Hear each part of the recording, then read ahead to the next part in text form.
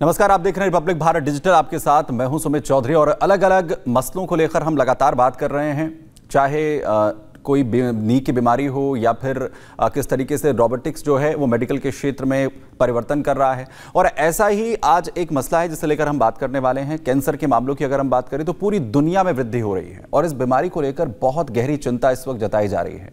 भारत में ये बीमारी तेजी से अपने पांव पसार रही है और जिसके लिए जागरूकता और समय पर इलाज की बहुत ज्यादा जरूरत है। वक्त पर बीमारी का पता लगाया जाना बेहद जरूरी है।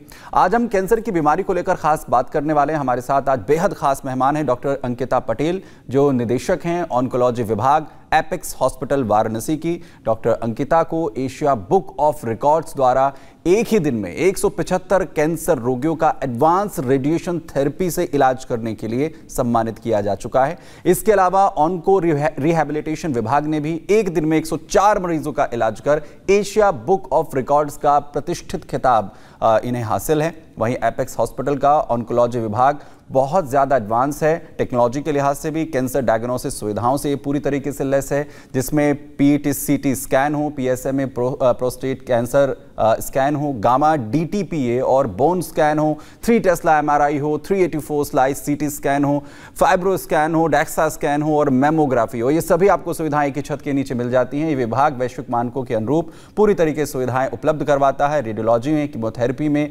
इम्यूनोथेरेपी में, टारगेटेड थेरेपी और ब्लड कैंसर के लिए भी खास जो ट्रीटमेंट है वो एक ही छत पर एपेक्स हॉस्पिटल में आपको मिल जाता है। तो आज हम इस पूरी बीमारी को समझने की कोशिश करेंगे, क्या ट्रीटमेंट आप जो है करवा सकते हैं। और हमारे साथ इस वक्त जुड़ रही हैं वो डॉक्टर अंकिता पटेल, जो वाराणसी को भारत और विश्व के ऑन्कोलॉजी मैप पर स्थापित कर रही हैं। और अब देश विदेश से कई मरीज इलाज के लिए भी उनके पास आ रहे हैं और उनका जो गहरा ज्ञान है, जो नॉलेज है, संवेदनशीलता है कैंसर मरीजों को लेकर, उनसे उनकी बीमारी को लेकर, उनमें जो जिस तरीके की वो मदद करती हैं, उसमें उनका पूरा जो नाम है वो विश्वविख्यात इस वक्त हो रहा है। तो शुरुआत में इसी के साथ करेंगे। डॉक्टर अंकिता, बहुत बहुत शुक्रिया हमारे साथ यहाँ पर जुड़ने के लिए। और मैम, मैं शुरुआत इसी के साथ यहाँ पर करूँगा क्योंकि हमने आपकी सभी जो उपलब्धियां हैं वो भी यहाँ पर देखी कि आपने किस तरीके की वर्ल्ड लेवल पर जो अचीवमेंट्स है वो हासिल किए हैं। लेकिन मैम, सबसे बड़ी बात ये है कि संवेदनशीलता के साथ कैंसर के जो रोगी हैं वो जब एक डॉक्टर की तरह एक मरीज़ की तरह आपके पास आते हैं उम्मीद लेकर, तो किस तरीके से आप उनको ट्रीट करते हैं। तो मैम, शुरुआत हम यहीं से करते हैं कि आखिर ये जो बीमारी है कैंसर, इसका नाम सुनते जो लोगों को डर लगने लगता है, ये क्या है? नमस्कार सुधांशु दी, थैंक यू इतने अच्छे इंट्रोडक्शन के लिए। और ये बहुत जेन्युइन क्वेश्चन है कि कैंसर का नाम सुनते ही लोग काफी डर जाते हैं। तो इसका एक कारण है, कैंसर पहले समझते हैं क्या होता है। तो कैंसर जैसे कोई भी बीमारी है हमारे शरीर में, हमारे शरीर जितनी कोशिकाओं से बना है, जितने ऑर्गन्स हैं, सबका अलग अलग फंक्शन है। जब वो फंक्शन डिरेंज हो जाता है, जैसे पैंक्रियाज गड़बड़ हो गया तो आपको डायबिटीज हो सकता है, हार्ट गड़बड़ हो गया तो आपको कार्डियक इश्यूज हो सकते हैं। बट कैंसर में क्या होता है कि शरीर में जितनी कोशिकाएं हैं, जितने तरीके का, हेड एंड नेक मतलब मुंह की कोशिकाएं अलग होती हैं, ब्लड का अलग होता है, कहीं भी अगर किसी भी तरह का अगर उसमें एबनॉर्मल चेंज आता है और हमारी बॉडी की इम्यूनिटी अगर उसे डिस्ट्रॉय नहीं कर पाती है और वो चेंज अगर एबनॉर्मल तरीके से बढ़ने लगता है, बढ़ गया, वहां पे एक जगह बढ़ना शुरू हो गया, फिर सेकंड चैलेंज क्या आता है, ये वहीं पे नहीं सीमित रहता है, वहां के जो ब्लड वेसल्स है और वहां के जो लिम्फेटिक्स है उसके द्वारा वो शरीर के भिन्न भिन्न पार्ट में भी पहुंचता है। इसीलिए हम कैंसर को स्टेजेस में देखते हैं और इसी वजह से कैंसर खतरनाक है।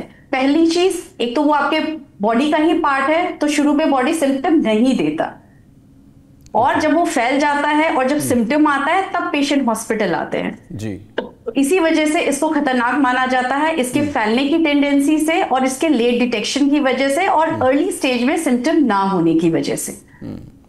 मैम, जैसा आपने कहा कि हर पार्ट के अंदर अलग उसकी कोशिकाएं हैं, अलग उसका फंक्शन है, तो क्या इसी वजह से हर जो कैंसर है उसका टाइप भी अलग हो जाता है?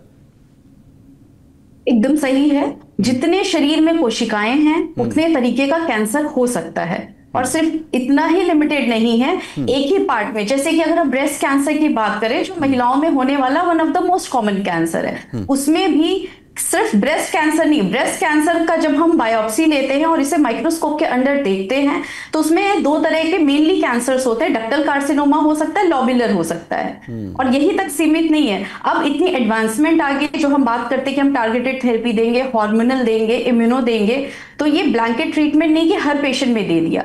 वो जो बायोप्सी का टुकड़ा निकला है उसके बाद वो एडवांस टेस्ट के लिए जाता है, जिसे हम IHC और NGS कहते हैं, जिससे पता चलता है कि उन कैंसर की कोशिकाओं पे कौन कौन से रिसेप्टर्स हैं, और उन रिसेप्टर्स के बेसिस से फिर ब्रेस्ट कैंसर कई तरीके का हो जाता है। हार्मोन पॉजिटिव हो सकता है, हार्मोन नेगेटिव हो सकता है, ट्रिपल नेगेटिव ब्रेस्ट कैंसर हो सकता है।